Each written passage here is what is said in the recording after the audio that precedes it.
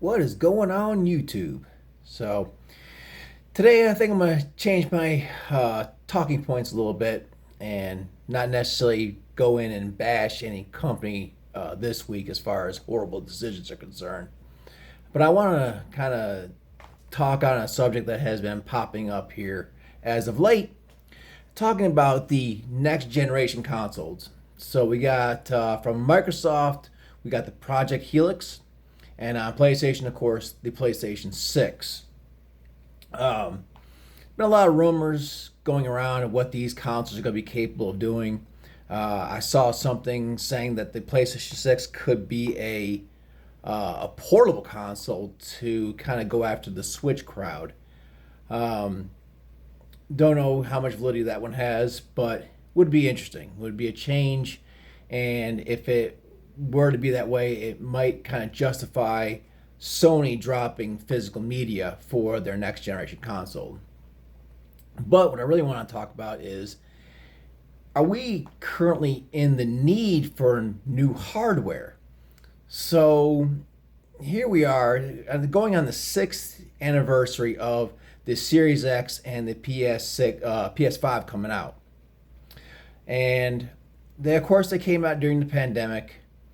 There was a slew of games that still came out on the PS4, Xbox One, um, and now we're talking already about the next generation consoles, whether it be the Helix or the PS6. From all the reporting, it looks like the Helix is going to have the edge on the power game. But let's be honest with ourselves here right now. Here we are in 2026.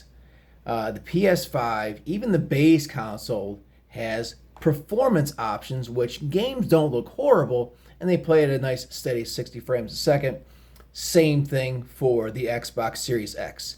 The Series S, on the other hand, a lot of times they'll be below sub 1080p and stuck at 30 frames. So I think that's the only thing that's really holding this generation back. Nintendo Switch launched their console last year and has sold quite well. I think that has more to do with the sheer fact that the first Switch came out in 2017 and it was underpowered at the time it came out. So there was a lot of people really looking forward to a more powerful system from Nintendo. Nintendo really needs to work on their battery life for the Switch 2. You could have a Switch off the dock playing any game, and you might get 2 hours out of it. It's not enough for a portable console. I have a Switch 2. I use it off dock a little bit, but most of the time it's docked in, plugged into my TV. Uh, and even I have a Switch One. My little girl uses it, and she doesn't get a full charge out of it either. So, but I digress. So they're talking about these consoles coming out and running anywhere on the PlayStation 6 side. They're talking about it being sub, $800, which with the PS Pro being already, $900, I don't think the PS6 is going to be that low because the cost of the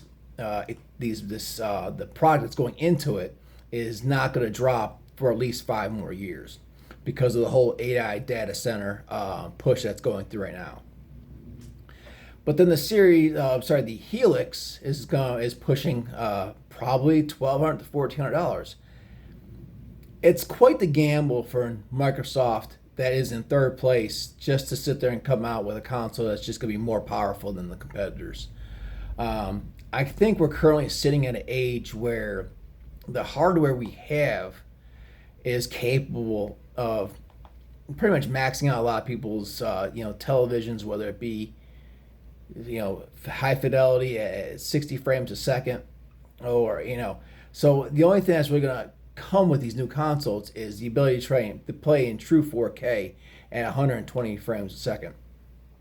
I know the 120 frames is nice, especially if you do a lot of multiplayer, but we're also seeing in the industry too a push towards single player games, and I don't think single player games need to be played at 120 frames a second. I might be wrong. I don't really play on PC. I don't feel like spending $3,000 to get a PC that can run, the current generation games at 120 frames 4K. So here we are sitting in this dilemma. The other thing is let's be honest. So between the two companies, Microsoft is going to be more likely the first one to drop support for their current generation, the Series X, Series S. They would be more inclined to say, hey, 2 years into the Helix's life cycle, they may stop support for the Series X and S. But PlayStation, I don't think they have that luxury. They have about 90 million units sold out to the public right now. So I think even if you go over to PlayStation 6, you're going to be getting an up-res PS5 game for at least 5 years into its life cycle. So here we are, do we really need a console generation to come out right now with the current crisis that's going on and component shortages and the cost right now? So I think one of the things that might push for a new console generation to come out is the game that's coming out this year, Grand Theft Auto 6. I have a feeling that Grand Theft Auto 6 is going to run at 30 frames a second, whether you have the PlayStation or PlayStation Pro. I don't. In the past, they've always favored 30 frames a second on their games without really giving you much of an option for higher frames until it came out on the PC. So I got the feeling this might be a pathway for Sony, especially since they have the marketing rights to it. In a year, say, hey, here's the PlayStation 6. Gonna play all your games at higher fidelity, higher frame rate. But really, here's the big thing. Grand Theft Auto 6 is now gonna be at 60 frames a second. And the online multiplayer is going to be 120 frames a second.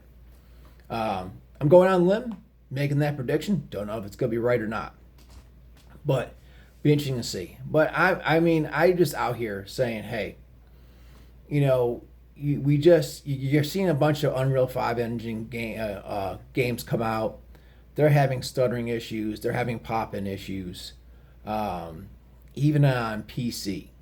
And it doesn't seem to be very well optimized in some cases, even for high-end PCs. But the high-end PC seems like it just brute force through it.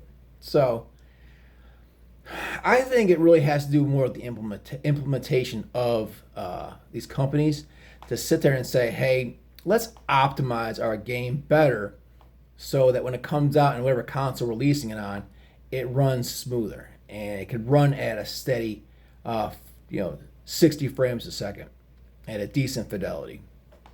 I'm just saying maybe I know there's no way that Microsoft and Sony are going to push back their plans to launch next generation, but I think we may be looking at a point when these consoles come out, we're not going to see the record-breaking sales for them.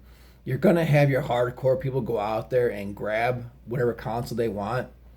But I don't think they're going to see a nice return on investment, for many, many, many years down the road. Just because, as I said, I feel like all these games that come out for this console is just going to be a up-resed, higher frame rate version of a PS5 game. And most of the people now that have PS5 or Series X are happy with them. And they seem like they get a decent amount of performance out of them. So, I don't know. I just want to come out here. If anyone else has, a different opinion as far as why we need a new console generation, whether it be, beneficial for a console player or, new hardware to aim for the PC crowd, by all means, leave a comment in the section below and let's have ourselves a little conversation.